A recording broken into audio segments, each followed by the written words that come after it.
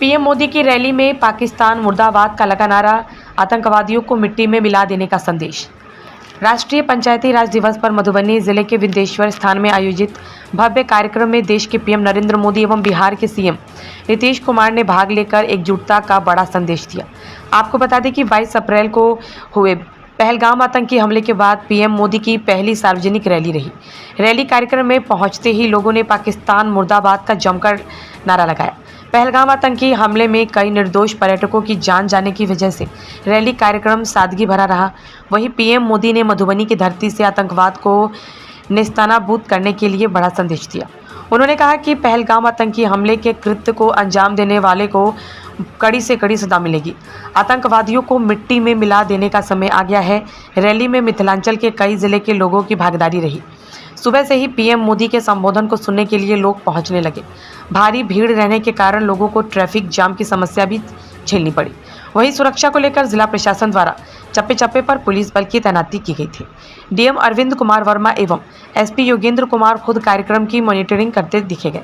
कार्यक्रम की शुरुआत में पहलगाम आतंकी हमले में मारे गए लोगों के लिए 2 मिनट का मौन रखकर श्रद्धांजलि दी गई। पीएम मोदी ने रैली के दौरान 13,480 करोड़ रुपए से अधिक की परियोजनाओं का लोकार्पण और शिलान्यास किया। इसके साथ ही एनडीए सरकार द्वारा की जा रही विकासात्मक कार्यों की विस्तृत चर्चा करते हुए नमो भारत ट्रेन, अमृत भारत स्टेशन और पीएम ग्रामीण आवास योजना के तहत 15 लाख लाभार्थियों को स्वीकृति पत्र के साथ 10 लाख लाभार्थियों को किश्त जारी किया। बता दें कि लोगों की आशा के विपरीत पीएम मोदी द्वारा मिथिलांचल में बंद पड़ी चीनी मिल, जूट मिल एवं पेपर मिल के पुनः शुरू करने की घोषणा नहीं करने एवं कोई भी बड़ी सौगात नहीं देने पर लोगों के बीच निराशा दिखी। वहीं पंचायत प्रतिनिधियों ने नाराजगी जाहिर करते हुए बताया कि पंचायती राज दिवस पर भी उनके लिए पीएम मोदी कोई भी लाभकारी योजनाओं की घोषणा नहीं किए। वहीं रैली को संबोधित करते हुए सीएम नीतीश कुमार ने कहा कि 2005 में जब उनकी सरकार बनी थी उस समय पंचायत व्यवस्था बेहद खराब थी। उन्होंने बताया कि 2006 में पंचायती राज एवं नगर निकाय कानून में संशोधन करके पंचायतों को मजबूती दी गई। उन्होंने महिलाओं को 50% आरक्षण देकर उन्हें सशक्त बनाने का महत्वपूर्ण कदम उठाया। नीतीश कुमार ने पूर्ववर्ती सरकारों पर निशाना साधते हुए कहा कि उन्होंने पंचायतों के लिए कोई कार्य नहीं किया। मुख्य संपादक राजीव कुमार सोनी के साथ संवाददाता किशोर कुमार की रिपोर्ट। आप सुन रहे थे एंकर मोनिका कुमारी से समाचार। पंचायती राज दिवस के मौके पर पूरा देश मिथिला से जुड़ा है, बिहार से जुड़ा है। आज यहाँ देश के, बिहार के विकास से जुड़े हजारों करोड़ रुपए के प्रोजेक्ट का शिलान्यास और लोकार्पण हुआ है।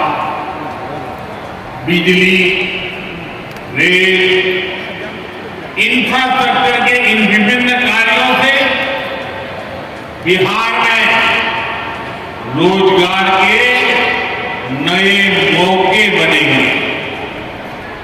आज राष्ट्रकवि रामधारी सिंह दिनकर जी की पुण्यतिथि भी है। मैं उन्हें विनम्र श्रद्धांजलि अर्पित करता हूं। साथियों, बिहार वो धरती है जहां से पूज्य बापू ने सत्याग्रह के मंत्र का विस्तार किया। पूज्य बापू का दृढ़ विश्वास था कि जब तक भारत के गांव मजबूत नहीं होंगे तब तक भारत का तेज विकास नहीं हो पाए। देश में पंचायती राज की परिकल्पना के पीछे यही भावना। बीते दशक में पंचायतों को सशक्त करने के लिए एक के बाद एक कदम उठाए गए। टेक्नोलॉजी के माध्यम से भी पंचायतों को मजबूत किया गया। बीते दशक में मिथिला की, बिहार की एयर कनेक्टिविटी बेहतर हुई। पटना एयरपोर्ट का भी विस्तार किया जा रहा है। विकास के इन कार्यों से बिहार में रोजगार के नए अवसर बन रहे हैं। साथियों, हमारे किसान ग्रामीण अर्थव्यवस्था की रीढ़ है। ये रीढ़ जितनी मजबूत होगी, गांव उतने ही मजबूत होंगे, देश उतना ही सशक्त होगा। हम सब जानते हैं मिथिला का कोशी का एक क्षेत्र बाढ़ से बहुत परेशान रहा है। सरकार बिहार में बाढ़ के प्रकोप को कम करने के लिए 11,000 करोड़ रुपए खर्च करने वाली है। इससे बागमती, धार, बूढ़ी गंडक, कोसी पर बांध बनेंगे। इससे नहरों का निर्माण होगा, नदी के पानी से सिंचाई की व्यवस्था होगी और हर किसान के खेत तक पानी पहुंचाने का इंतजाम भी होगा। यानी अब बाढ़ की परेशानी भी कम होगी, खेतों तक पर्याप्त पानी भी पहुंचेगा। कोटि कोटि देशवासी सुखी है।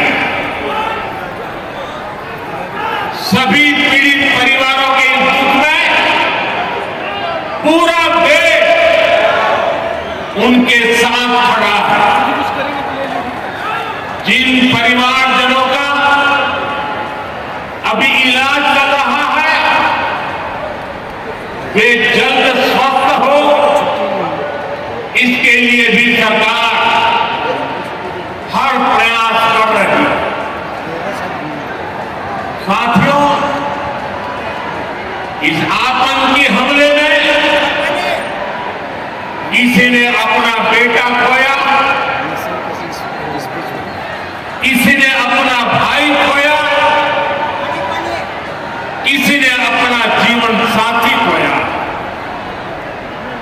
उनमें से कोई बांग्ला बोलता था, कोई कन्नड़ा बोलता था, कोई मराठी था, कोई ओडिया था, कोई गुजराती था, कोई यहां बिहार का लाल।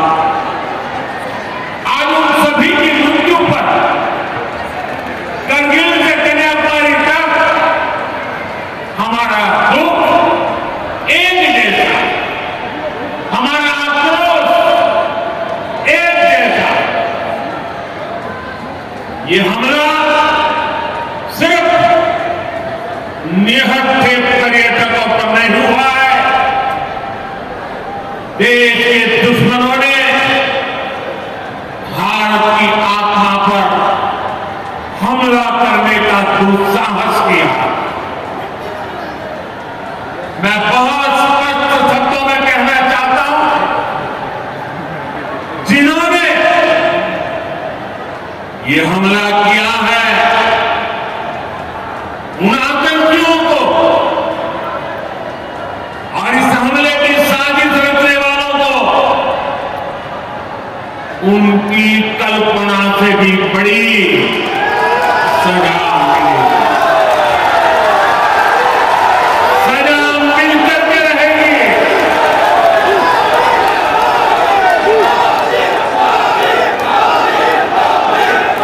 अब आतंकियों की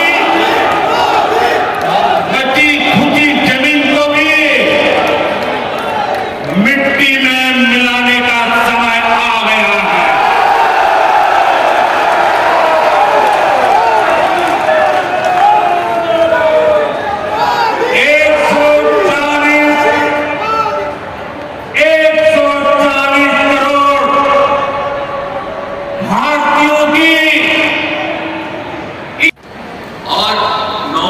इसकी बात थी 24 तारीख को, नवंबर, दिसंबर और उसके बाद तो हम लोग सब लगातार रहे हैं 24 से।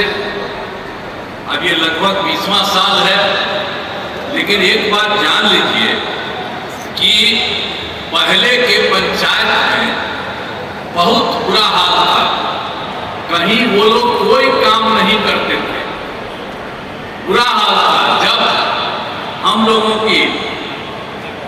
एनडीए की सरकार बनी तो वर्ष 2006 में हम लोगों ने पंचायती राज और वर्ष 2007 में नगर निकायों को के कानून को संशोधन किया गया। अब आप जानते हैं जिसमें महिलाओं के लिए हम लोगों ने दोनों जगहों पर 50% आरक्षण किया।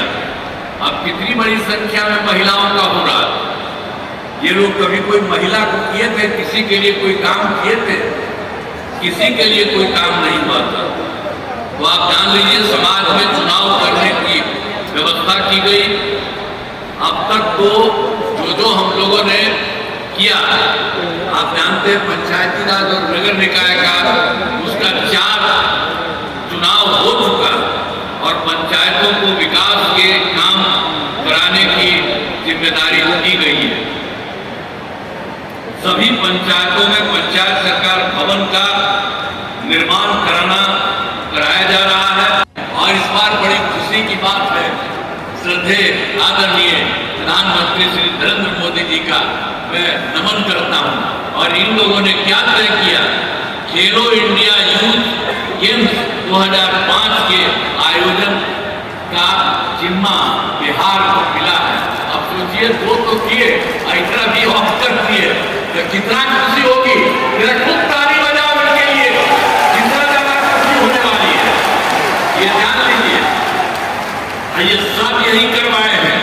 अब इसकी शुरुआत तो हो गई है 4 मई 2025 को। हम तो एक बार रिक्वेस्ट कर रहे थे, ये पटना में आके यही इसकी शुरुआत करेंगे। आज ही बता दें तो हम लोगों ने मतलब इसके बारे में मालूम हुआ तो इनको हम चिट्ठी भी लिखे और अनुरोध किया है कि आप भी आकर के इसकी शुरुआत कर दीजिए। कितना बड़ा काम उन्होंने करवा दिया, बिहार के लिए 2 के अलावा तीसरा भी करा दिया। तो इतनी खुशी की बात है। तो इसीलिए इसके लिए हम लोग तो यही चाहते हैं कि इस कार्यक्रम के में पधारे आदरणीय प्रधानमंत्री श्री नरेंद्र मोदी जी का पुनः अभिनंदन करता हूं और इन्हें धन्यवाद देता हूं। आप जान लीजिए, इनके साथ ही बिहार के माननीय राज्यपाल भी हैं, माननीय केंद्रीय मंत्रीगण हैं, राज्य सरकार के माननीय मंत्रीगण एवं अन्य